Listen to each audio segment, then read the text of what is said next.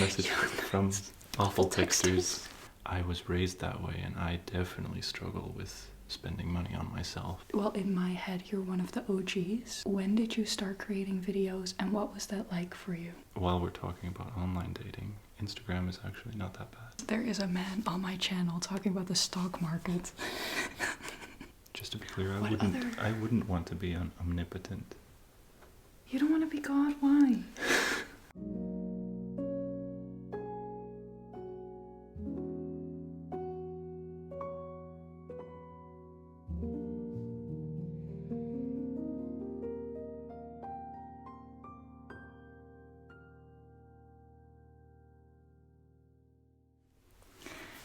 Good morning, or afternoon, or evening, wherever you are. Welcome or welcome back to my little corner of the internet, and welcome back to the Cozy Club, to the sleepover. Thank you for making it. And tonight I have a very special guest who you might know, very small indie channel. I don't know if you've heard of him before, but do you want to introduce yourself? Hey, I'm obviously ASMR. That is actually the channel name, not just a sassy statement. I'm obviously ASMR. Yeah. But it is nice because in your titles you sometimes have like the obviously, and that's so funny to me. I think I used to always do that. Yeah. And then at some point, I think I started experimenting with, is it actually holding my videos back? I think maybe it was. It was already obvious, you know, so it wasn't exactly, at that point. Yeah, I get it. Okay. Well, thank you for being here tonight. Thank you for having me. I am very excited to finally have a guest on the Cozy Club because I've been saying it for so long. In general, like wanting to do collabs and stuff. Obviously, it wasn't intentional. I wanted to start this series off with someone very dear to me. I used to watch your channel when I was like 16 years old, and I just discovered ASMR. So it's one of the first, well, definitely the first Dutch channel that I watched, and one of the first creators that I watched. So you're an icon. I'm honored. For tonight, I have a couple questions for Luuk, and we are going to answer some of your questions that you sent on the submission form. And I just asked you guys on Instagram to send any extra questions. So it's going to be a lot of question and answer type of vibes. Firstly, I am really curious if you want to share about your ASMR journey because, like I said, I've been watching you for a long time. You were, well, in my head, you're one of the OGs. When did you start creating videos, and what was that like for you? That's a good question. I think way back in 2014, I started watching ASMR.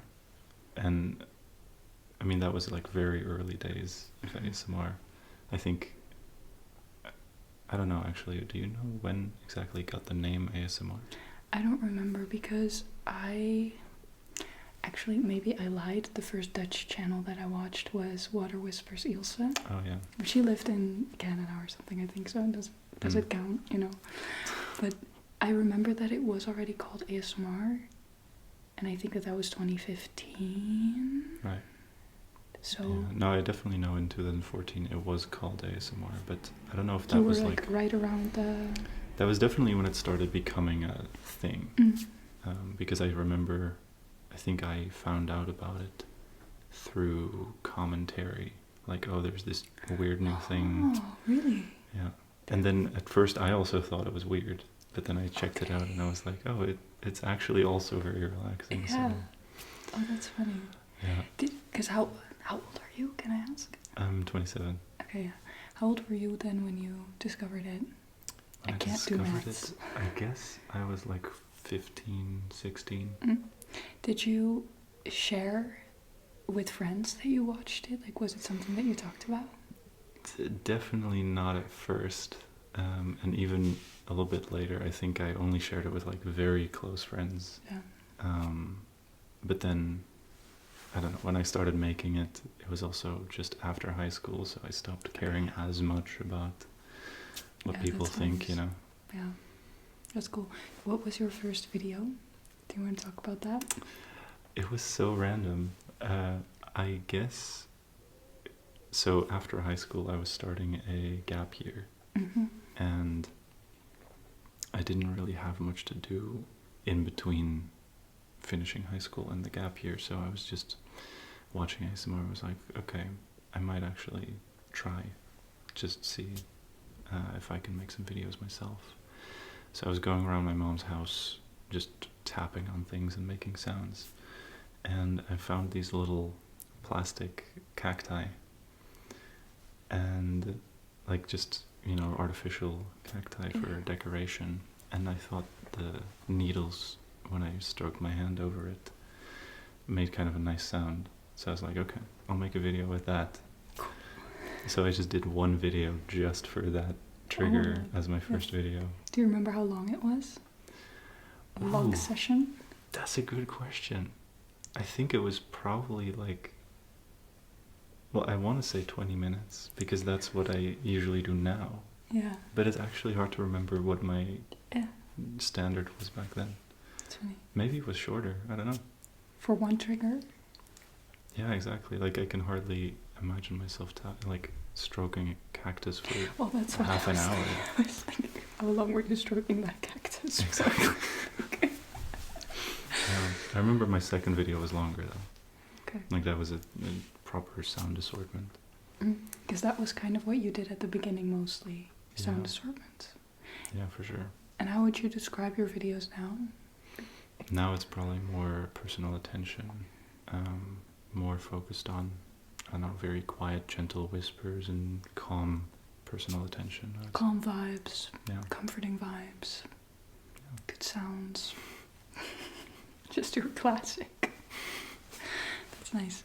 And so you've been doing this for over a decade now, then? No, Or- it's coming up to a decade, but definitely not over yet. Nice. And you've done quite a few collabs.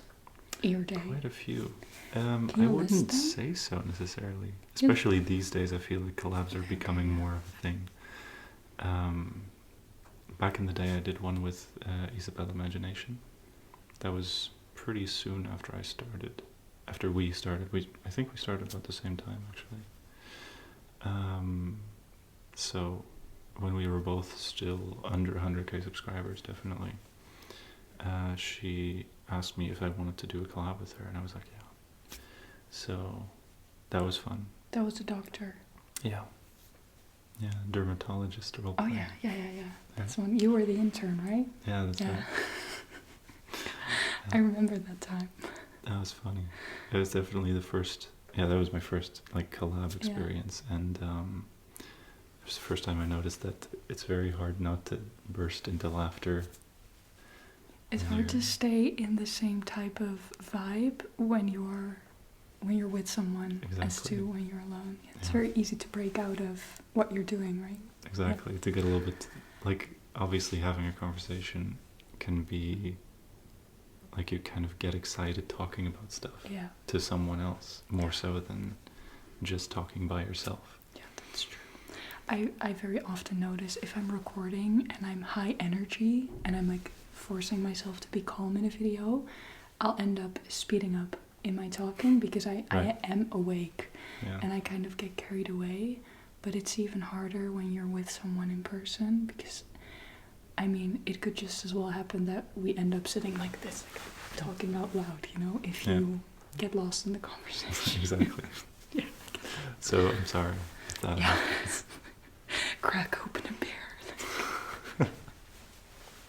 I feel like with the way that we're sitting, that could be the case. Exactly. But yeah, so there was Isabel, and then later on I had one with Articulate Design ASMR, Matt, which was also really fun. That wasn't. I have a bloopers video of that one as well to give a little bit of a look behind the Context, scenes yeah. because there was so much laughing. That's And then with Edda recently, yes. and now with you. Have you done any online collabs? Because was with Articulate Design was in person as well. Mm-hmm. Have you done digital ones? I think I've taken part in a few, but mostly it's like it's been like the big collabs Mhm. where I got an invitation and Yeah, then I the was like, okay, I'll be compilation, one of the yeah. entries.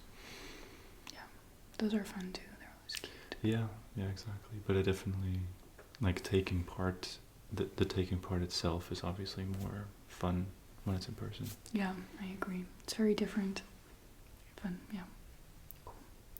Do you have any dream collabs or dream videos that you want to make? Or like any goals or something? We didn't talk about these questions beforehand. They're really No, good. that's true. I wish I had time to think about that one. Well, we did talk about like what type of videos you make and stuff, so I was like, That's- I don't yeah, that want one, to yes. keep like repeating myself or like ask too many familiar questions. Oh, that's fair. No, yeah. But this one, I feel like I have to think about it a little bit. That's okay. I mean, I feel like Edda was definitely a dream collab.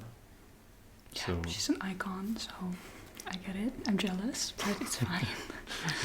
maybe one day. Yeah, Like we're all friends, so that's true. Yeah. Collabing with mom and dad soon. I commented that on Edda's video, so I saw it. yeah. Yeah, so that was definitely like my collab highlight. But it's interesting. Like What the if- video what- concepts. What if like Gentle Whispering would reach out or something? Whispers Red, do you know their channels? Of course. What if they would want to collab? I mean, obviously I would collab with them. Right. Of course. No, I guess if I massage ASMR has always been one of my favorite channels. That would be really cool to have a collab with him as well. Yeah. I feel like he does inaudible whispering is one of my favorite triggers. I feel like he does it the best. I don't know his style that well. I think that I am more on the non-traditional side of the spectrum, maybe with what I watch. Like it's, I don't know. I don't discover new channels that often that like do the sound assortments and stuff and like the classic triggers the way that you know them. I feel like he is more that style of video. Or I am feel I like wrong? he rarely did sound assortments in my memory anyway. The videos I really like by him are more maybe the Reiki vibe where he's just speaking, like where he's talking so quietly that you can barely hear him. I am in person with an ASM artist, guys. So I'm like, oh my god. Yeah, actually, for me, it clicked when you were whispering to Tommy, her cat. Yeah. You whispered something to him, and I was like, oh yeah, like I watch your ASMR. It's so funny because I think that that's why I got like kind of nervous in the beginning, because you're in such a different vibe and in such a like I know you in such a different setting than just, you know, sitting in my car talking. Like I know you in a very calm, maybe whispering, just quiet, like comforting type of like it's very different than just talking to someone. And this is, I think this is the first time that I'm with someone who I know from ASMR. So Yeah, I definitely remember every time it's like a little bit of a weird feeling that you know some. I don't think it's necessarily just an ASMR thing. Probably just when you've seen someone's videos, and then see them in real life. That it's kind of a. It's always kind of surprising. Yeah. But I feel like I didn't have that feeling like, oh, I've never seen you in person before. Did you have that? No, I feel like it helps that we called once before this. So I feel like that was already setting kind of a. You see each other in a more casual setting then. Yeah. Anyway, yeah, that's true. Good point. Yeah. So, Dimitri, my leftover dream collab after this. Yeah, that makes sense. I see that for you. Do you think that it'll happen? Like, are you... Well, I think the get distance... a foot in the door? The distance, I think, is the biggest problem. Where's he from? He lives in Australia, I think. Oh. So the distance could not be bigger, basically. No, that's kind of true. It's like the worst case. Yeah. But if I stop by there, I think, because communicated with him very little, but a little bit, so. Could do it. Hmm. All the more reason to go there. Yeah. That's true. Okay. Do you want to answer some questions from the from the submission form from Yeah, I'd love viewers? to. Okay. I'm going to grab my laptop. Generally, I think that this is a fun question. This is my question. But because this is the cozy club, and normally, like, I want it to be like a sleepover type of vibe, but we're not really in blankets drinking tea right now, Yeah. spilling It's secrets a yet. sunny afternoon. Yeah, that's true. But what defines a perfect cozy evening for you? Okay. I think it's raining outside, and you can hear the pitter patter on the. I'm going on to the close glass. my eyes while you tell this. Right. Okay. I'm making it I'm up going as I to go. visualization. Yeah. Okay. So the pitter patter on the glass you can hear, Yes. and you're on the couch or even in bed, and you have the coziest blankets, multiple blankets all over you, many pillows and cushions as well, Mm-hmm. and you've got a mug, a nice thick mug filled with your favorite hot beverage, maybe tea, Are you more coffee, of a- chocolate milk. What's your hot beverage of choice? I think tea for sure. Okay. Do you drink coffee? Barely. Yeah, I mostly drink tea What kind as of a tea? hot beverage. I would say chamomile or ginger tea I like as well. Ginger lemon. Nice. What is a tea flavor that you hate? Honestly, bitter, like very bitter teas. Like for example, I don't know, I don't want to say English breakfast tea because I do like that when it's with milk and Got sugar. a lot of UK viewers. That's what I'm Better saying. be Like careful. I really like Yorkshire tea with milk Mhm. and sugar, but it's a whole different vibe. If it's just the tea, Yeah, exactly. that makes So- sense. Rest assured, I appreciate Yorkshire tea. It's also a very cozy drink. That's true. But usually I would have herbal tea. Okay. Okay. That's a good answer. Have you drank English breakfast tea with milk and sugar? Yes. Okay. I really like it. Yeah. I feel like I'm more judgy if someone were to have like a melon tea. You know, when you're at an office somewhere or something, or like a general space in Mhm. the Netherlands where they offer you tea and they always have the big melange smaken. And then there's like a melon flavor, and I'm like, no. Yeah, there's definitely flavors I that don't know, are like not supposed peach. to be. I mean, I get peach if it's iced tea, but if it's like a hot tea and it's peach flavor, I'm like, eh. Yeah, I see what you mean. You know, that's just... Yeah. Yeah. Okay. Let's get to your questions. Also, I'm not judging anyone. If you're drinking a melon tea right now, you're still very welcome here. Maybe a little less, I don't know. The first question is a question that I got asked a while ago, but it was specifically requested to be answered with a guest. So I immediately had Luuk in mind for a first episode with a guest, so I saved this. It's funny, when I watched that video, I texted you, and I was like, Cozy Club. who do you have in mind? I don't know. The first theme of the first submission is dating advice. The question is in Dutch, so I'll read it in Dutch and then in English.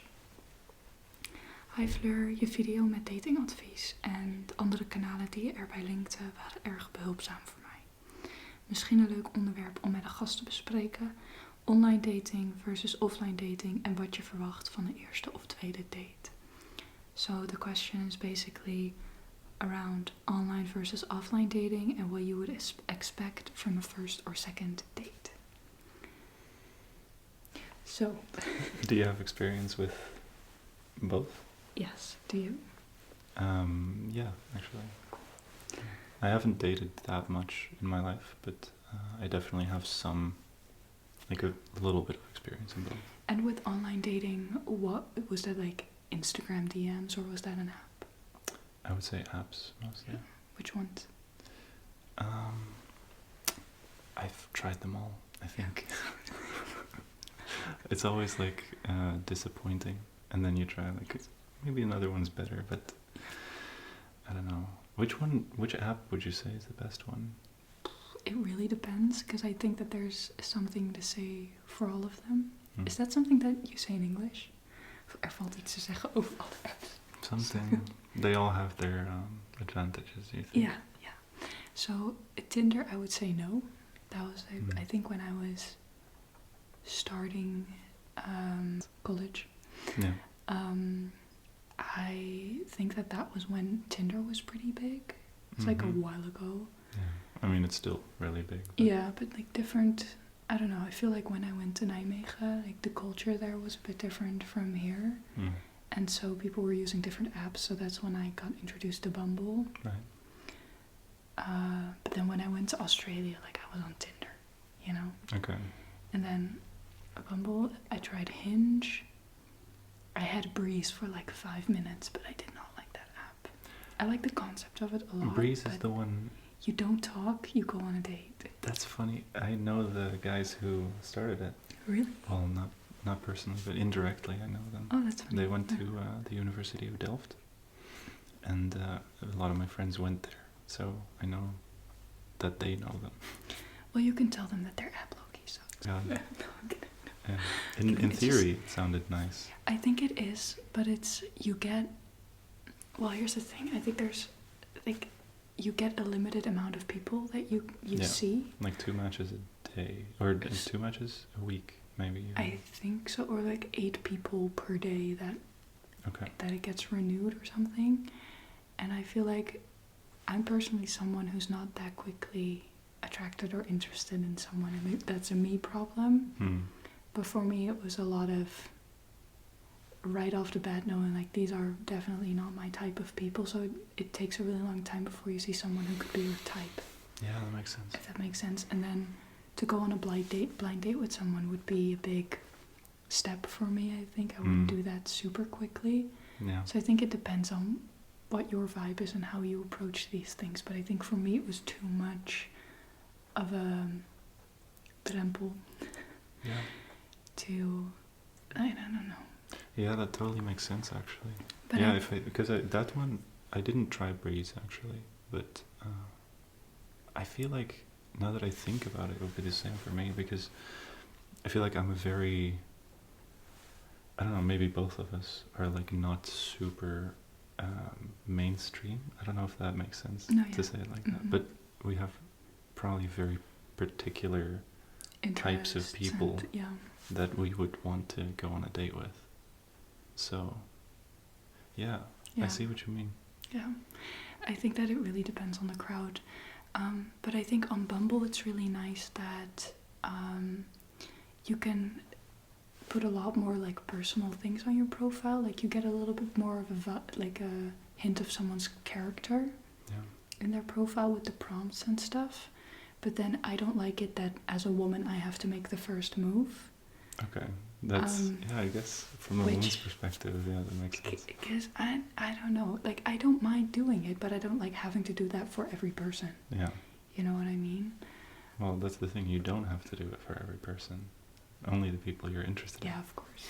That's true. But I feel like if I have a match, sometimes I'm not immediately like, I have something to say to this person right off the bat. That makes sense. And I think that it's sad that they take away the opportunity for it to be more of a mutual, like you can both then talk. On the other hand, I do love a little bit of control, so it can be nice. And then on Hinge, I like that you can see who liked you. Yeah. And that you also have the prompts, and you can add a prompt with at the pictures. Yeah, I agree actually. Like Bumble and Hinge are also the ones that I would say are the best ones. Yeah. I'm off of all of them because I just no. I went through a lot of phases where I was like, I'm so done with the apps, and then I don't date for a while, and I'm like, I would love attention. And Yeah. I like re-download the apps, like, I need to get back out there. And then I'm on the apps and I'm like, hey guys, I'm back. I know the feeling. It's just kind of disappointing whenever I re-download it. I don't know. Yeah. Yeah. Yeah. I mean, I haven't been on them in a while, but I definitely know the feeling of like maybe this time it'll be different. Yeah. Maybe I'll meet the love of my life. Like I've developed as a person. Maybe They now have to. maybe now I'll connect with the right people. But no, No. like from online dating with dating apps, I've never connected with someone that it actually clicked with in a kind of romantic way. Yeah, I get it. I think that I'm also more of a slow burn person in general, and I am really not a dater. So if I am on a date with someone, I always get very nervous just because of the principle that it is a date. So I'm like, ooh, are you now expecting things from me? What are my expectations? You immediately like go in it thinking about if you are a match. Right. Instead of just getting to know a person, and like you could go into it with that mindset, but it's odds are the other person isn't in it with that mindset. Like it has to be very particular circumstances. So I like how you also turned it back to the question a little bit with the expectations. yeah. I did that so intentionally. But yeah, I know what you mean. I think maybe that's why, while we're talking about online dating, Instagram is actually not that bad. Because, I mean, if you already, I think it helps when you already have something to talk about, something in common. Yeah. But then you can just have a conversation without necessarily aiming for going on a date. But first, just you're just talking, and then after a while, like you both know what the vibe is, you know, and then you can progress.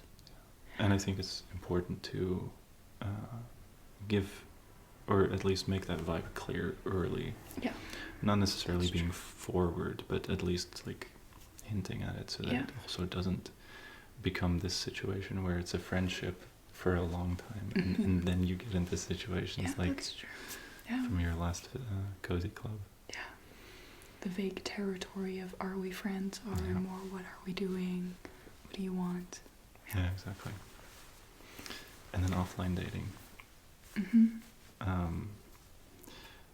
One of my exes I met in class in university, and I think that was a really nice way to we were like in the same friend group, and honestly that was a really nice way to start a relationship because it had that room to be a slow burn. Like I don't think the first date was until maybe 2 months after we'd known each other already. So I think that's nice. Honestly, my preference would go for offline dating, but I also see that a lot of people probably don't meet many people offline. Yeah. Like now that I'm done with university, I would not.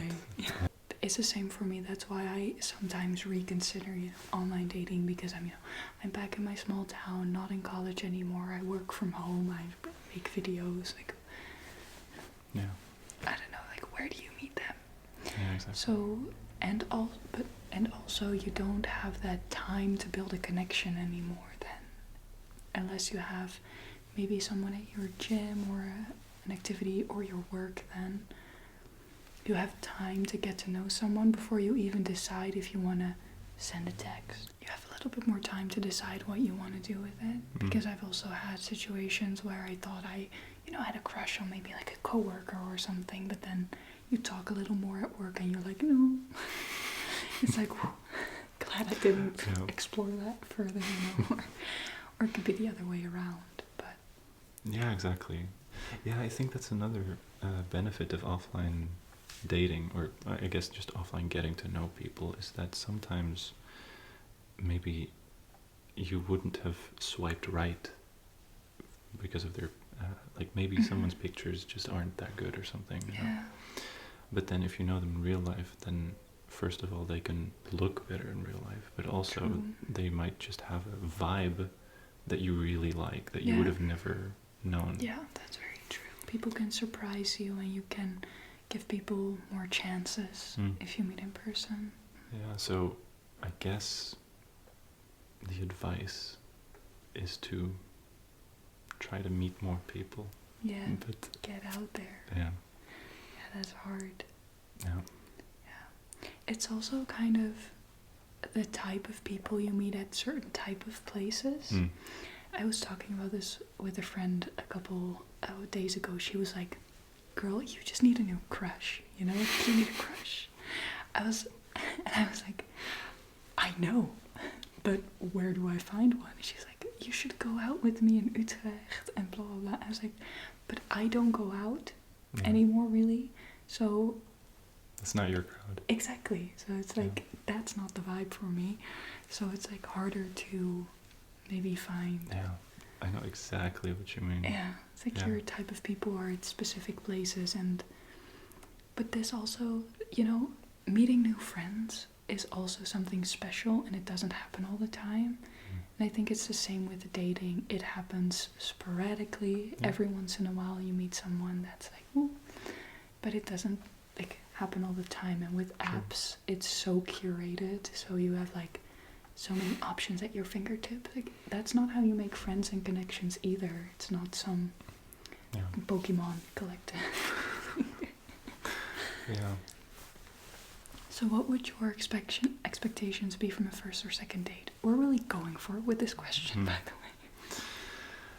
I think it really depends on the texting that went beforehand.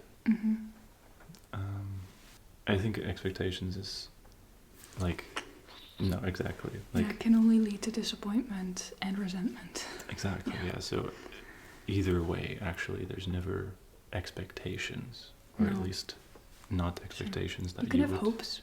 Exactly. Yeah, Yeah. When we're talking about expectations, I want to make it clear that it's not the type of expectation where it's like you're disappointed if it doesn't happen. Yeah, no. But more like what the vibe what might is. be realistic to happen. Maybe that's more the question. Yeah, I think so. I guess usually in my past I would have texted and flirted a bit more beforehand.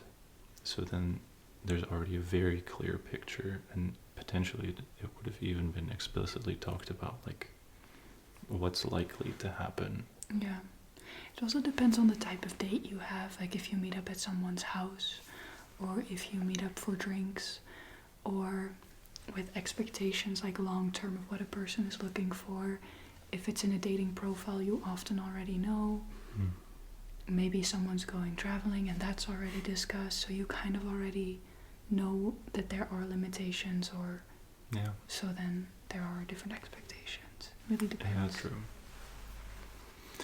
Yeah, recently I actually heard about like friends of friends that were like they were old friends of each other, and they saw each other after a long time, and they were like, we find each other attractive, so let's go on a date. But I feel like the whole expectations in that case were definitely very much off, because the guy was definitely not looking for anything serious, and the girl was. But they didn't talk about that beforehand. So they went on a date, and then she went back with him, and they slept together, but she still had more expectations than he did. And I guess it's really important to explicitly talk about from both parties. Yeah, that's very, very, very important. And I definitely think that you shouldn't be scared of maybe like ruining your chances by talking about it. Like, I think it's much more important to actually talk and communicate, rather than being afraid of, is this going to put him off or put her off? Because that might be exactly the thing that needs to happen, because otherwise you're crossing boundaries, you know? Exactly. I had that with someone where I was very explicit about what it meant to me, and then I thought that this person agreed because they said so, and then later they told me that they weren't. So it was like, I would have liked to have known before. So Yeah. that was like different expectations within thinking you've got the expectations figured out, you know? True. But that's the risk, I think, of dating, because feelings can change, opinions can change, circumstances change. Yeah, of course. But it's important that you try to talk about it and be respectful that, you know, people are on their own paths. Yeah. And that, you know, for them to cross, that's pretty unique. And I don't know. I wouldn't really have, if I went on a first date with a stranger, it would just be, you know, meeting a stranger for the first time. Hmm. And then the second date, it depends on the vibes. Yeah, exactly. I don't know. I hope that answers your question. Do you have anything to add? Yeah, I think it's also a good point what you said about where you're meeting. Like if you're meeting at someone's house, then there is a strong chance that Things could get physical. yeah, like, or at least not necessarily that they get physical, but that one of the parties has that expectation. Yeah. Yeah. So it's something to keep into account, and if you don't want that, then try to not meet at someone's house, probably. Yeah, I agree. Okay. Next one. Hi Fleur, I have a friend who I recently reconnected with, who I was best friends with in middle and high school. For context, I'm currently 25 years old. Her and I hung out once and agreed that we had missed each other. The problem is, she is an awful texter. I never know if she'll answer me or not. She has told me herself that she oftentimes answers texts in her head but not in actuality. I really want us to be close again, but I hate always having to be the one to reach out. What do you think I should do? Yeah, that's a tricky one. I know awful texters, but I've also definitely been an awful texter. I get that. It's tricky because sometimes, personally for me, it's I'm just such an introvert that sometimes I just get overwhelmed, and I just don't have the social battery even to be chatting online. No, yeah, I get that. In fact, for me, it's often more draining to be chatting online than hanging out with someone in Same. a very chill Yeah. way. Yeah. So I definitely get the being an awful texter. So yeah, it's tricky. Yeah, I think it's also interesting. I would definitely say that I'm an awful texter, but I am an awful texter intentionally because I don't want to be online. And I have that, I do communicate about that pretty clearly, that I don't often reply quickly. I ask people to call me if it's more urgent. I think that I've definitely left you on red for being like a bad texter. I also get really overwhelmed and I get really tired a lot of the time. And so I always have this thing where I want to reply when I'm in a good headspace or when I have the mental capacity to think about what the text was, and then, you know, it kind of just falls to the background. Yeah. What I really appreciate if people talk about it to me. So if I missed a text and you have an opinion about it, just text me like, bitch, where have you been? You know, answer the text. Yeah. Or if you then call me or you ask me why I haven't responded yet. And also if a friend was like, hey, I noticed that you barely text me. I know you said you're an awful texter, but I keep on having to be the one to initiate contact and that's not working for me. How can we make that work? Like, talking about it and just asking questions, for me, always works best. Yeah. Yeah, I think it's different. Sorry, I've left you on red so much. No, it's fine. Like, I get it. I think that's maybe the most important part, that both parties understand what's going on, because we, as awful texters, definitely don't want you to think that we don't like you. It's like, we are awful texters. This is a message from awful texters. Yeah, we don't want you to think that we don't like you, or that we don't think you're worth responding to, or that it was That's the an specific important thing text. as well. Like, oh, just because I'm not answering your texts doesn't mean you're not important to me. Yeah. And, you know, that's a thing where you kind of have to meet in the middle a little. Like, if it's important for one person to really text, and for one person it's not important at all, you still have to kind of... Yeah. Sorry, I took your... No, it's okay. Stole your thunder. But, yeah, I think maybe either try finding ways of communicating that are good for both people. Yeah. So maybe just scheduling a meetup could work. Yeah. Productive communication. Yeah. And in the worst case, I think talking about it and then deciding that texting is just not a good way of communication between you, I think is also okay. And then you can still try to schedule a meetup sometime, but just not really communicate other than scheduling those meetups. Yeah. I think that's also a valid way of being friends. Yeah, I think so too.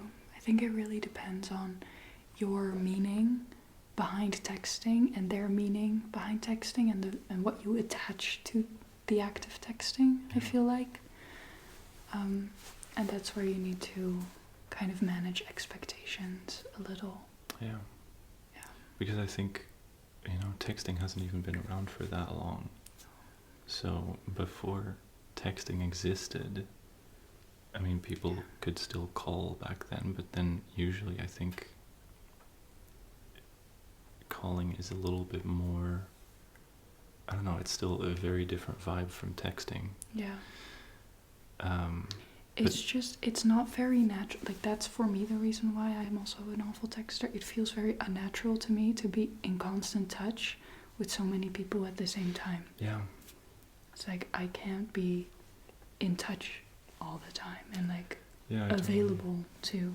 I feel the same way. Yeah. Yeah, that's something to talk about probably, but you're gonna be okay. Yeah, exactly. So. Yeah. Just don't be afraid to set your boundaries as well and tell them what you need, and you can do that kindly and respectfully and without sounding like you're attacking them. Exactly. Just being like, girl, I miss you. Where are you at? You don't text me back. I keep texting you. And also not taking it personally if what they need and what their boundaries are just not compatible with yours. Okay. Here's an advice question. It's quite a long one, so bear with me. Thank you for asking questions, by the way, and for sending them in. I really appreciate it. I am so desperately trying to be financially responsible this year. By this, I don't mean that I impulse buy, but it seems like everyone keeps saying how you need to invest early on, and then you think of stock market, but then also different bank accounts or credit cards, the list goes on. I turned 20 last year. I'm just a simple student in the United States, and I feel overwhelmed with the need to be the best in the financial department.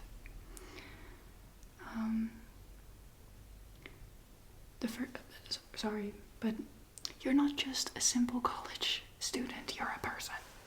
And it's okay to feel overwhelmed. How have you dealt with this, or have you? The stress of it all really gets to me, and I have slowly gotten better about spending money on myself, whether it's coffee or some new clothes. But I still feel guilty because many other 20-year-olds are well on their way to being millionaires. You don't need to be that. You're on the internet, I think. I would greatly love some advice from your perspective, not those finance snobs. Because I have been with your channel for a while. I watched Unsubscribed for a while too, admittedly. It's okay. But I respect you and your honesty. I also feel like I can relate to you, so hearing a little something about this topic would mean a lot to me. I really like this question. Yeah, me too, because I think that it's interesting to talk about, and I think it's something that is on a lot of our minds in our 20s, especially seeing people online buying houses in their 20s and being like these go-getters, business people, like start your business, buy my online course. You know? It's always the online course. It's always the online course. That's how you can tell that it's like they are making money from telling people how to make money. Yeah, it's the online courses. Yeah. So what are your first thoughts? This question. I've definitely felt like this. In fact, I think maybe as Dutch people, just the whole culture here is like very frugal overall. Yeah, the Dutch culture is generally pretty frugal. So and my family specifically is like even more frugal in general. So I was raised that way, and I definitely struggle with spending money on myself. So sometimes I feel like, well, I don't really need it, so I'm not going to buy it. So I spend very little money on myself, which on the one hand, I don't need it to be happy, right? But on the other hand, I could treat myself once in a while, and it wouldn't be a bad thing. But I'm just so not raised to do that I really feel you on, like I would never buy myself an extra. Yeah, okay, yeah. And I think that that's where it gets so tricky, because there is such a line between, I'm, by the way, raised in a pretty frugal environment, but then I was not frugal for a while, and I was just enjoying that for a while. Mm-hmm. And then when I got a job, and I was in my burnout and on sick leave, I ended up like getting pay for my job, and I started making YouTube money, and I was sick at home, and that's when I kind of went like, I can treat myself. And I treated myself a little bit too much for a while there, but that's kind of because I also had that frugal mindset, and then suddenly I was like, oh, but I have a lot of space to spend now. Yeah. And now I'm back in my frugal era. Okay. But I think there's nothing wrong with being frugal. I think that that's a very healthy, financially healthy thing to be, because we get bombarded by things that we need to improve our life, and you don't need that much. But then there's the line between treating yourself, and you deserve to have nice things, and it's okay to invest in better quality things, or it's okay to have multiple things of one thing. You don't have to be a minimalist. I think anti-consumerism is like the nice, or at least it's better than being frugal. Yeah, I agree. Yeah. Because anti-consumerism still allows you to treat yourself, but also take into account that there's so much being pushed on you that you really don't need, and that's not going to make you happier. That's true. So I tend to lean more, or I also often say like I'm anti-consumerist. Like I don't call myself frugal. Yeah. At least I try to correct myself in that direction, because I'm raised frugal, but I recognize that being anti-consumerist is like a better way to look at it. Yeah. But also with all of the high expectations of yourself, you're still so young at 20. Yeah. You do not ever need to be a millionaire. No. First of all. You can live a very financially healthy, comfortable life without being a millionaire by far. Yeah. By far, okay. Exactly. Especially if you're already living frugally, then you're probably noticing that your expenses per month aren't even that high. So that alone should show you that you're probably fine with not that much money. And then also these people who are millionaires in their 20s, personally, I don't think they usually make that money in the most ethical ways. Exactly. So that's another point of why I don't think you should want to be them. Yeah. I was thinking, because I always immediately go to the solution. I was thinking maybe you should look up different role models and people who inspire you and who share the same values that you do, because you are not, the odd one out for thinking this way and for feeling this pressure at all. And there are many, many people who think the same way and who share that. And it's just nice to stay as far away from the finance bros as possible. Yeah. Within that. Exactly. If you're going to get influenced. Yeah. And I think that if you want to find a middle ground between treating yourself, not spend too much, be ethical and mindful, is to look at more ways that you can maybe support small businesses, local businesses, thrift more. And I think that could take away some of the guilt, because you're also not adding to the mass consumption and overproduction of items and everything. So that's maybe an ethical approach and a middle ground. Did they even actually mention overconsumption in their question, No, or I did think we that add we that? just added that because we think it's important. But I do really think it's so important, and I think it ties in perfectly with this, because, True. like, I mean, where else is the pressure to be a millionaire coming from? It's like the most capitalist, you know, desire. Like the only reason to even want to be a millionaire, because it's like way past stability, right? Like you could be very stable with a lot less than that. So I guess the only reason you would ever even want to be is if you're leaning into that consumerism. Yeah. And I think with investing in the stock market, bank cards, credit cards, personally, I think if you just save your money, like in a savings account, you should be pretty okay, right? Well, personally, I I do. don't invest in the stock market, so I don't know. Yeah, I do invest. I've been investing since, I think, about 5 years now. And I do think it's... Okay, let me first say, actually, don't go into crypto. Don't let people talk you into feeling like you're missing out there, because yes, a lot of people make a lot of money in that, but that's basically gambling. And don't invest in things you don't believe in or stand by. Yes, and also don't invest in things that you're not sure about. So even my advice, take it with a grain of salt. Only invest money that you could feasibly lose. That's an important one. And don't let people talk you into individual stocks. If you're going to invest, invest in a broad ETF. Invest in us. Buy our online course. Yeah, no online courses. Do not buy those. We're not selling an online course.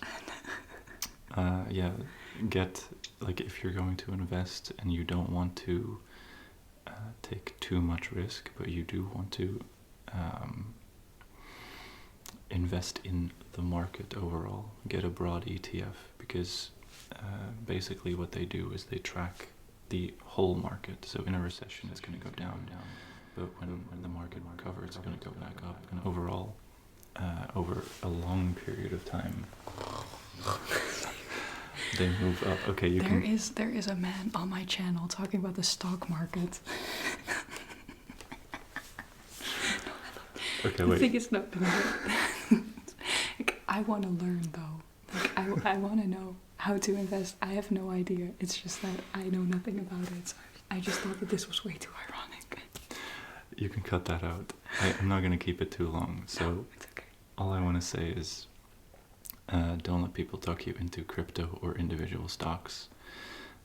If you're going to invest, potentially invest in an ETF, because it's a little bit less risky.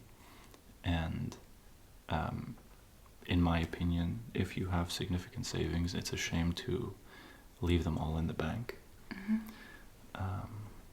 But you know, investing in an ETF is also not going to like explode your interest. Like, you're not losing out that much. It's just that you're leaning a little bit with the general economy.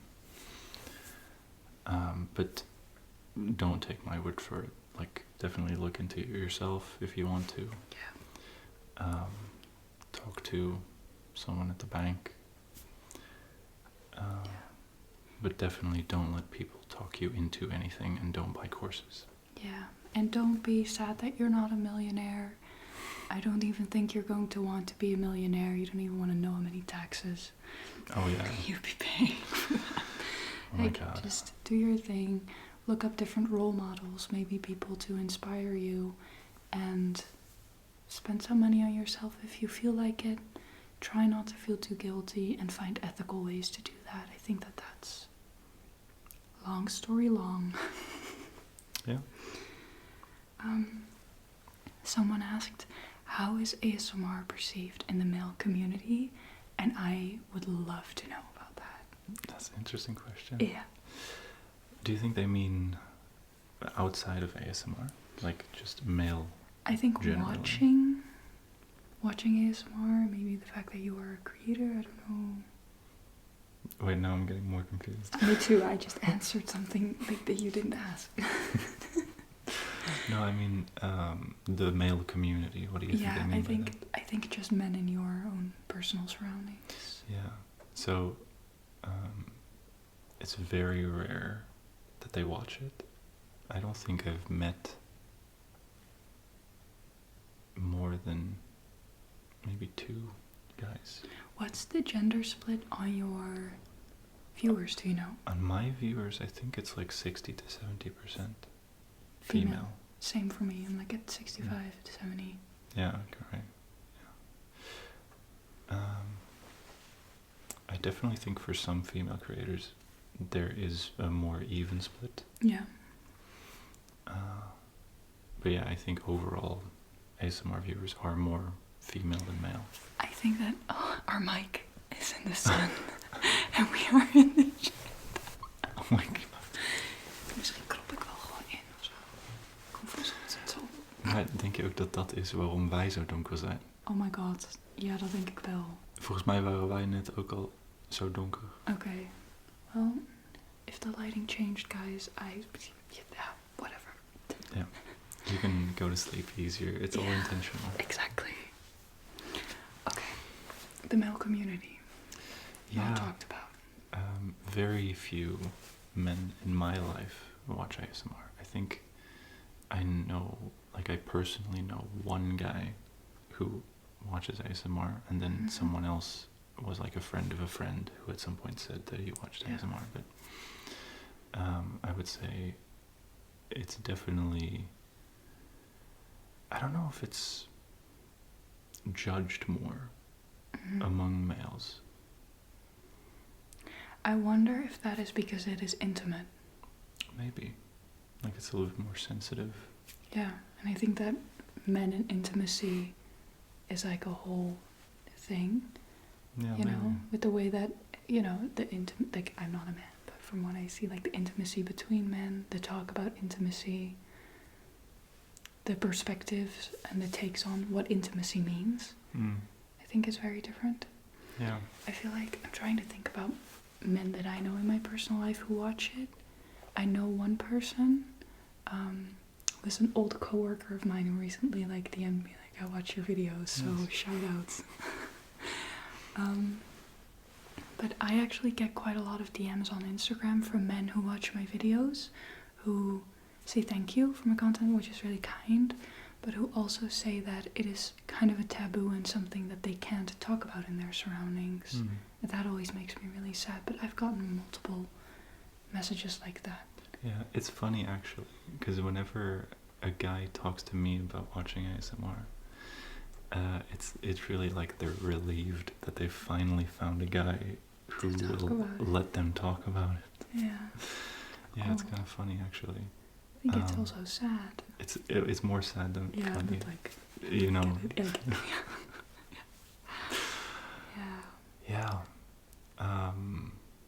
To be fair, I feel like in the Netherlands actually, the ASMR viewers, like there's not that many. No, it's already kind of not that big. Yeah. If that makes sense. Like your viewer percentage from the Netherlands, do you know? It's like 5. For me, I think it's like 3 to 4%. Yeah. But then there are Dutch creators, but I also see their channels kind of it doesn't get crazy. Yeah. You can definitely unless see it's that. English content. Yeah, there's definitely a limited amount of Dutch ASMR viewers. Yeah. Yeah. So I don't know why that is exactly. I think maybe part of our culture is definitely very. Doe maar normaal, dat doe je al gek genoeg. Exactly that. Yeah, just don't color out the lines too much. Don't stand out too much. Yeah. just blend in, just be normal. Yeah, exactly. So this is a little bit too zweverig for a lot of Dutch people, I think. Yeah. It's a how bit would too. you- It's immediately kind of woo woo to do Yeah, this. exactly that. Yeah. Even though, like because I don't know. Usually, I'm not super interested in woo-woo stuff either. Even though, for example, Reiki, I feel like that's a woo-woo thing, right? Yeah. I really enjoy it, but I don't necessarily believe in it. You know? Oh, that's interesting. Yeah. So to me, it's just a relaxing thing. Yeah. You could see it as placebo, I guess, for me. But then we are talking about ASMR videos. But what if you got a Reiki session in person? Oh, I would love it. And I would it would probably to an extent work because I let myself enjoy it. Yeah. But I think a lot of Dutch people would be like, no, that's not that doesn't work. I Not don't dabbling want into that at all. Yeah. Exactly. Dutch people are very much like heels in the sand. The second is dat. Oh, geen zand, is dat in het Engels ook? I don't know if it's the thing, but I think they'll get Just it. literal translation of the same, but like just heels in the sand the second something gets a little bit woo-woo or a little bit out of the box. Of course, it depends on the region in the country or countryside and city. It all depends. Okay, we had to change the lights again. I hope that this is okay. Yeah, I was saying it's kind of a funny contrast or even paradox between the Dutch. Generally, they're very tolerant, but then also definitely very like you can do what you want, but Keep I'm it not away gonna. from me. Yeah, exactly. Yeah. I also think that we're tolerant, but it's like just keep it away. But we were talking about the male community. Yeah. Yeah. No, I just don't think a lot of guys watch it. But I guess I can't really. It's funny. I'm a guy, but I can't really talk about it because I just have very few people who actually watch it. Yeah, same. I've talked about it a lot with my male, like older roommates, with friends, with people that I was on dates with or something, you know, but it's never been, like only a couple have been like, I actually watched that. Yeah. Yeah, it's interesting. Now that you mentioned that, I think guys would also, or at least the guys that don't watch ASMR might judge a guy more for watching ASMR than a girl. Intimacy. Yeah. Yeah. That's so sad. Right? Because I think that a lot of guys could benefit from this. Probably. Yeah.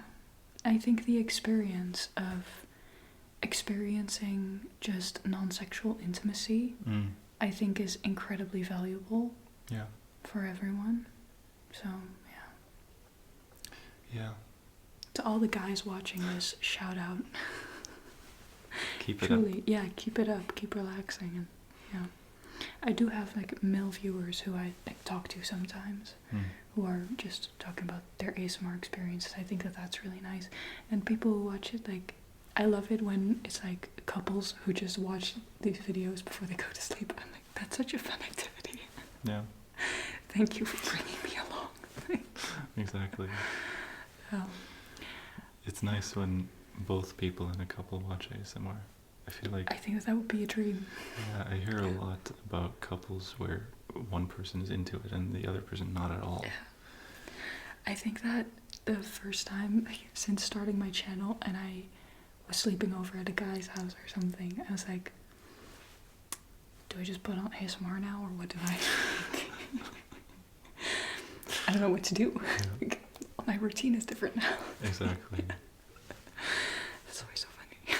Yeah, I never would have done that. I don't know, did you? No. I think that because I can't really sleep when someone else is around, so like in the middle of the night I'd probably put in earphones to do meditation or something. Okay. But I wouldn't put on ASMR, I think. Yeah, that makes sense. Yeah. It's funny, like I never thought about it, but that's definitely something I would not do unless the other person also watched ASMR. Exactly. Yeah, I also won't do it if the other person doesn't. Yeah, ASMR is interesting. I'm going to see if there are some rapid fire questions maybe. Do you have tattoos? No, I don't. Do you? Would you? Do you want to? You have tattoos, right? Yes, I Yeah. do. Yeah. Which, like, what do They're on they? my- What do they represent? I have this one is for fun. I have a fairy that's like for curiosity, childlike energy, spirituality, a little. Yeah. And here I have Jouet for being playful and childlike always. Fun. Yeah. That was a very quick tour. Thank you. Just went all in. Rapid fire. Yeah. I don't think I'd have the commitment necessary for a tattoo.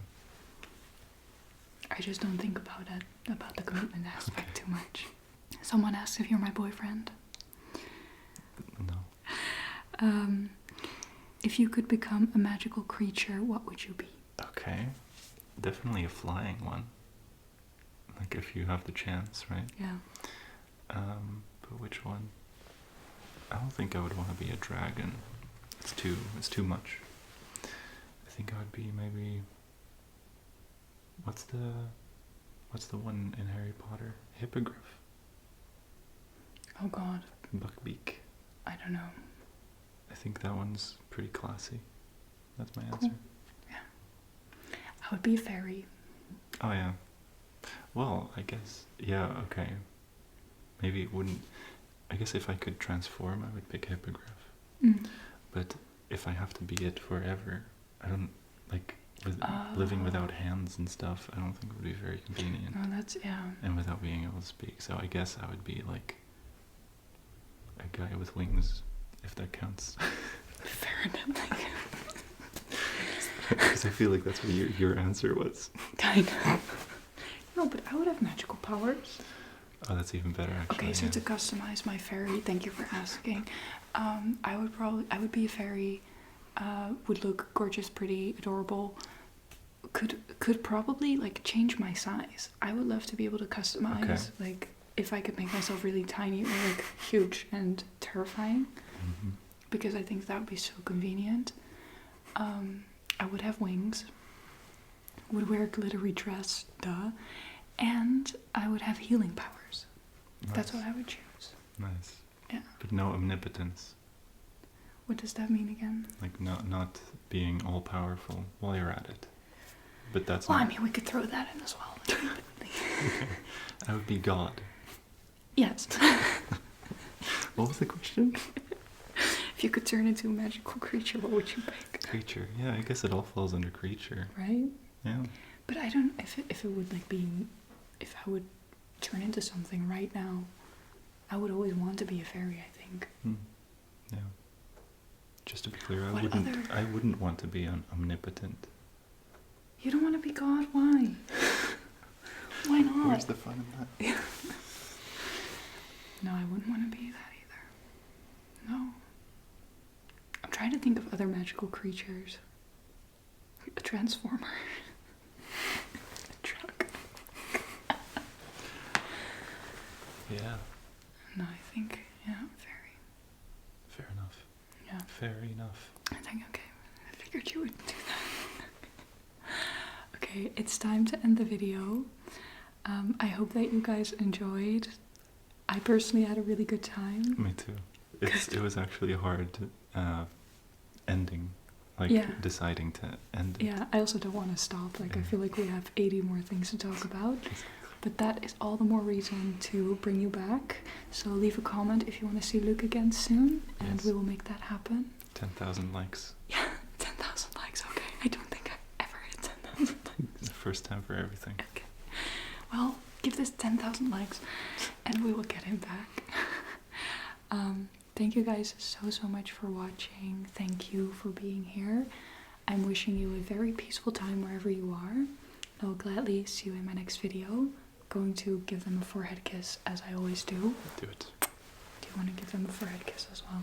Yeah, sure. Will you let me? Is their answer yes? Yes, they're saying yes. Okay. Eagerly. So, Forehead kiss. bye.